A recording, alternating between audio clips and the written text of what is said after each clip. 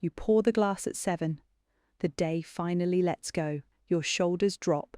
You exhale. And somewhere in your mind, you tell yourself the same thing you have told yourself 1,000 times.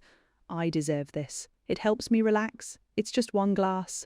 But what if that single glass of wine, the one you've been told for decades is heart healthy, the one your doctor never mentioned during your menopause visit, is the exact substance that has been quietly dismantling the hormonal system you spent 50 years building? What you're about to learn is not on the wine label. It's not in the magazine articles about resveratrol, and it has nothing to do with calories or sugar.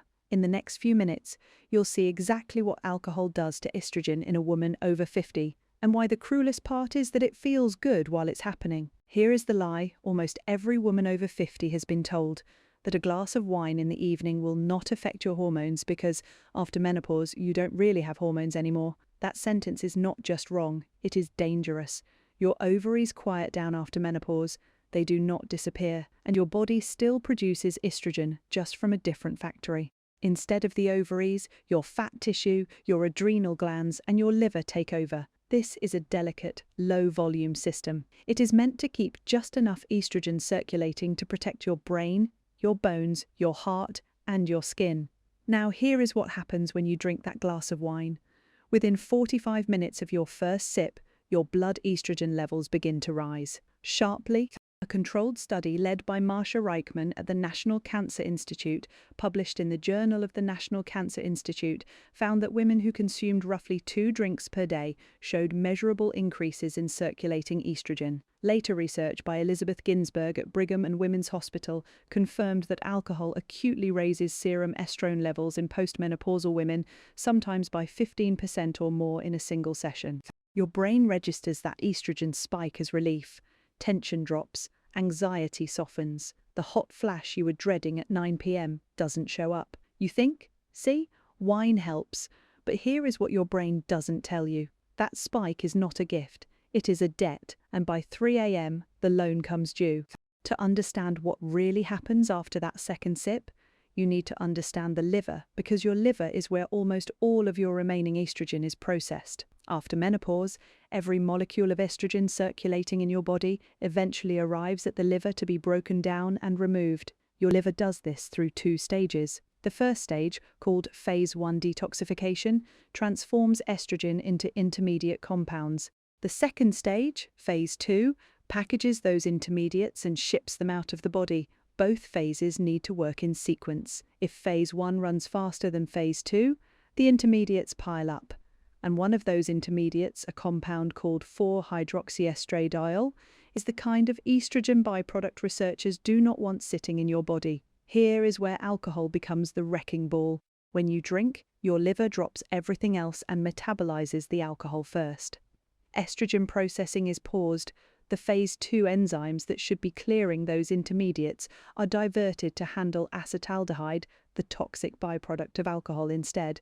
So the estrogen does not leave your body the way it should.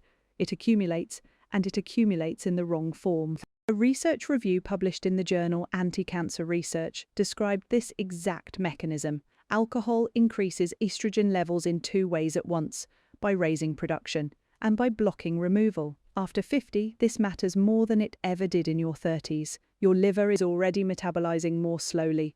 Your detoxification pathways are already running thin. Adding alcohol on top is like trying to drain a flooded basement while leaving the faucet on. And here is the part you will not read in a wine magazine. The longer this pattern continues, the more your liver becomes inefficient at breaking down its own production of estrogen. So the next glass causes a bigger spike, and the spike crashes harder. Your hormones stop oscillating gently and start swinging violently from artificial highs to deep, painful lows. This is the first form of crashing, and it is happening on the nights you think you are relaxing. Now we go deeper, to the part of this story that explains why so many women over 50 cannot lose weight no matter what they try. There is an enzyme inside your body called aromatase. Its job is to convert androgens, the hormones most people associate with men, into estrogen. Before menopause, this enzyme worked quietly in the background. After menopause, aromatase becomes one of the main producers of estrogen in your entire body, and aromatase lives inside your fat cells. This is a critical fact. Adipose tissue, body fat, is not just storage. After 50, it is an active hormone factory. The more fat you carry, especially around the abdomen, the more aromatase you have and the more estrogen your body produces from it. Now here is what alcohol does. Multiple animal and human studies, summarized in a review titled "Can Alcohol Promote Aromatization of Androgens to Estrogens?" show that alcohol directly increases aromatase activity. Translation: every glass of wine tells your fat cells to produce more estrogen, but this is not the kind of estrogen that protects your bones or your brain. This is estrone, a weaker, more inflammatory form that signals your body to store more belly fat, which then produces more estrone, which signals more storage, which produces more estrone. This is the loop almost no one explains to women over 50. You cut calories, you walk, you try fasting, and the weight will not move from the abdomen, because the abdomen is no longer fat. It is an endocrine organ producing the hormones that keep itself alive. Alcohol is the fuel that runs this loop the hardest. Not sugar, not bread, not even seed oils.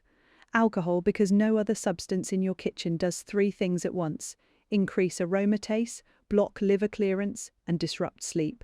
And when researchers measured fat distribution in women who consumed alcohol regularly versus those who did not, the pattern was clear. The drinkers carried more fat at the waist, even when their total weight was identical to the non-drinkers. So the next time someone tells you that belly fat after 50 is just hormones, now you know which hormones, and now you know what feeds them.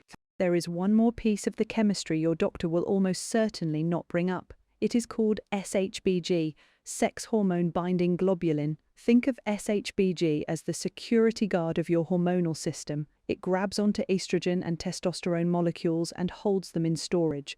The hormones that SHBG is holding are not active. They are reserves. Only the small fraction of hormones that are not bound to SHBG, what doctors call free hormones, can actually enter your cells and do work. A stable SHBG level keeps your hormonal system calm. The reserves stay in reserve. The active fraction stays small and steady. Your body experiences balance. Now look at what happens with regular alcohol consumption.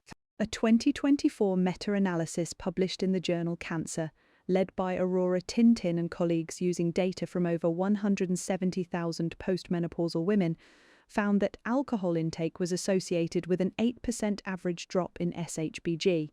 In some subgroups, the drop reached 11%. An 8% drop in SHBG does not sound dramatic, but here is what it means inside your body. The security guard goes off duty. The reserves of estrogen and testosterone that should be staying in storage now spill into circulation. Your free hormone levels jump. Your cells get hit with a wave of hormone exposure they were not built to absorb at this age. This is why so many women on regular alcohol report symptoms that feel like a permanent bad case of PMS: irritability, bloating, breast tenderness, anxious sleep, mood swings, even though they are years past their last period. Their total estrogen may look normal on a blood test, but their free estrogen is roller coastering, and once SHBG drops, it takes weeks of zero alcohol exposure to climb back up. This is the second form of crashing. Your estrogen is not low in volume, it is low in stability. And instability at 55 feels worse than deficiency. Here is the moment of truth in this entire story. The moment when every woman watching this will recognize her own life. It is 3:14 in the morning, you are wide awake. Your heart is pounding, your sheets are damp. You feel anxious for no reason you can name. You stare at the ceiling and you think, not again. This is not random. This is the metabolic invoice for the wine you drank at 7. Here is the sequence.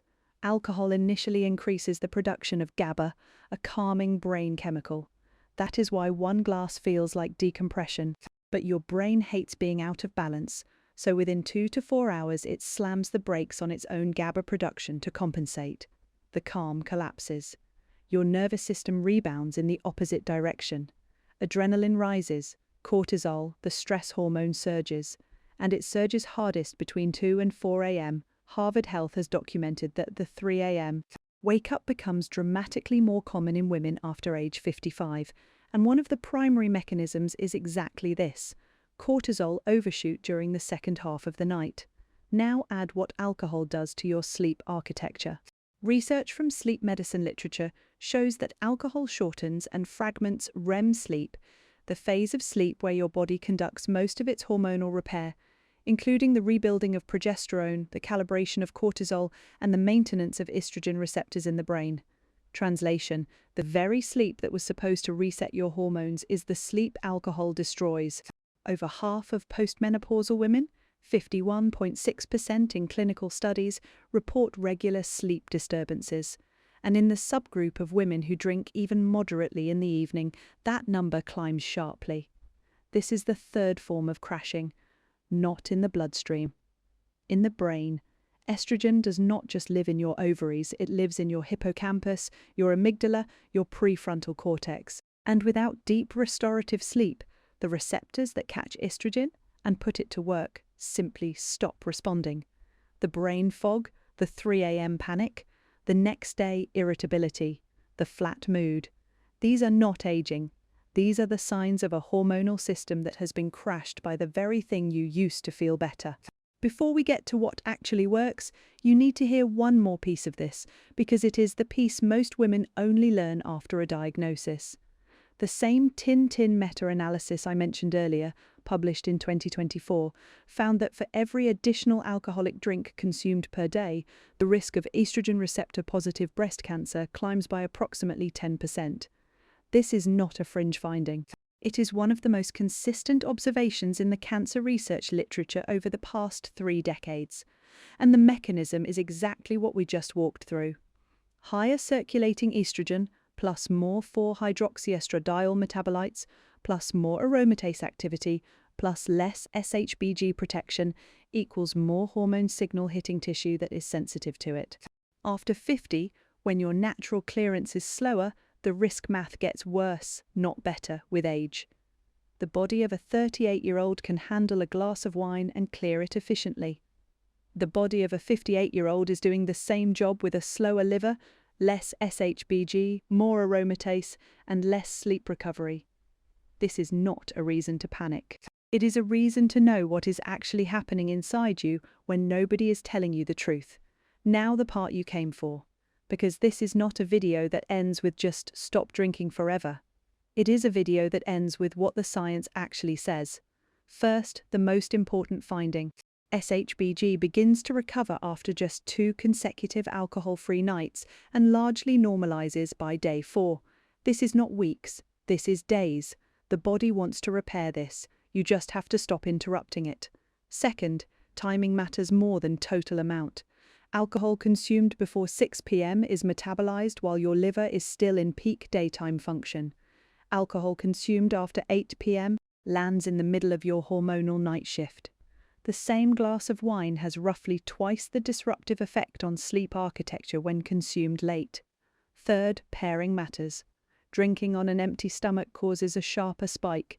Drinking with a protein-rich meal slows absorption, reduces the cortisol overshoot at 3 a.m., and softens the SHBG drop. Fourth, the type of alcohol matters less than the dose. The polyphenols in red wine were oversold for years. The most rigorous reviews now show that the alcohol itself is the primary driver of hormonal disruption, regardless of source. And fifth, the goal is not 0. The goal is for 4 out of 7 nights of your week to be alcohol-free. That single change, repeated for 4 weeks, is enough in most women to bring SHBG back into a normal range, reduce nighttime cortisol surges, and restore some REM sleep. You do not have to give up the glass. You have to give the system room to recover between glasses. Here is what to take with you. Estrogen after 50 is not about how much you have. It is about how stable it is. And alcohol, even 1 glass, is the single most reliable destabilizer of that system available in your house. In the next video, we are going to look at something almost no one talks about, the foods that work with your remaining estrogen instead of against it. If you want that one, make sure you're subscribed. Thank you for being here. Take care of yourself. You earned it.